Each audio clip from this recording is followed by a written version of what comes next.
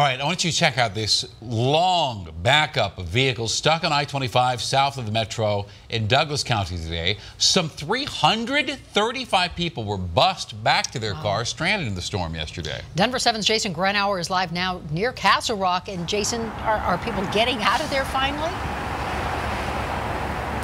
The good news is they are now, but when I was standing just off of this exit about 24 hours ago, snowboard goggles, hat, and gloves, it was a completely different story. You could barely see the highway because of the blizzard, and no one was on the highway due to crashes and collisions and conditions. The whole thing was shut down for more than 24 hours, but just after 3 o'clock today, CDOT gave the word and opened I-25 to the relief of many drivers. Let's take you back to just a little bit earlier on today. 11 o'clock, the big dig out, the big removal of all of those cars just south of here on predominantly I-25 in the southbound lane. CDOT worked to clear the road. People worked to dig out their cars that were stuck and abandoned since yesterday. School buses brought people back from overnight shelters to get to their cars, and one by one, they were shuffled or towed out. We spoke to one man who, despite having to sleep at a fairgrounds building and shovel out his car by hand, he still gave credit to those first responders.